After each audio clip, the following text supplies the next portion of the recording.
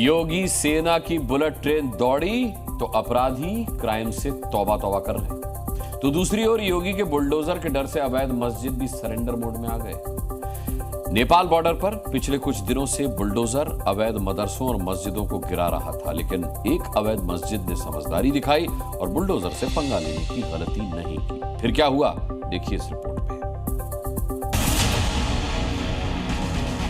ये मस्जिद है, इसकी दीवार हरे रंग की है, मस्जिद की बाउंड्री ईंट की बनी है, सब कुछ सामान्य सा लग रहा है।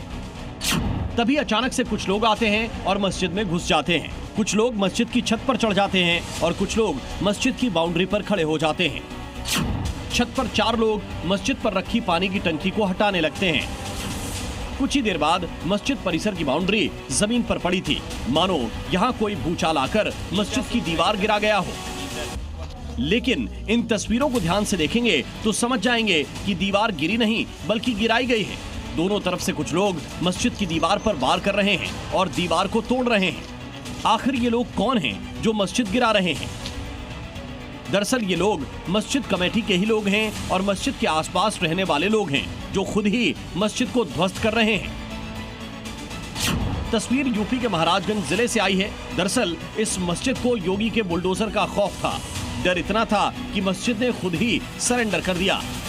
यहाँ पर सरकारी जमीन पर अवैध रूप से मस्जिद बना हुआ था, जिसके बाद प्रशासन ने यहाँ पर मस्जिद कमेटी को नोटिस दिया था, जिसके बाद मस्जिद कमेटी और ग्रामीणों ने यह तय किया कि इस मस्जिद पर बुलडोजर ना चलवाया जाए, हम लोग स्वतः इस मस्जिद को खुद ही ध्वस्त कर देंगे। जिसके बाद आप देख सकते हैं तस्वीरों में यहाँ पर ग्रामीणों और मस्जिद कमेटी के लोगों ने ये जो मस्जिद सरकारी जमीन पर बना हुआ था इसको खुद ध्वस्त कर दिया।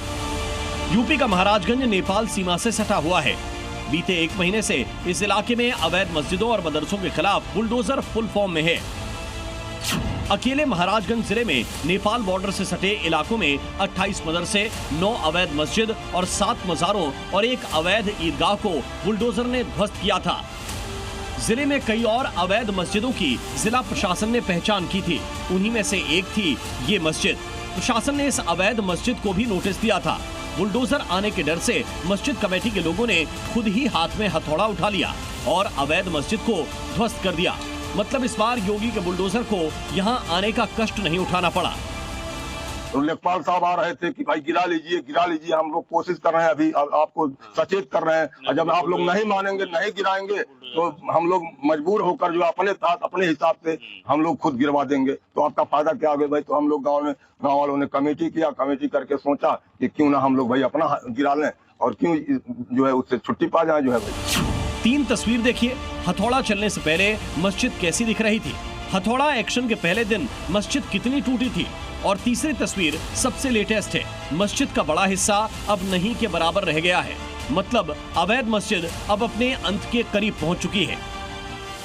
लेखपाल, कानागो, तहसीलदार ये लोग कह रहे हैं लीगल जमीन में है, बंजर में, वो जमीन हमारी खाली करिए, तोड़ दीजिए। वो लोग कह रहे हैं कि सरकारी जमीन पर बना हुआ है, ये है, अगर आप लोग इसको नहीं अपने हाथ से गिराएंगे तो हम अपना फोर्स लेकर के आके इसको गिराएंगे। इससे पहले भी यूपी के अलग अलग जिलों में लोगों ने बुलडोजर के डर से खुद ही अवैध मस्जिदों को तोड़ा है।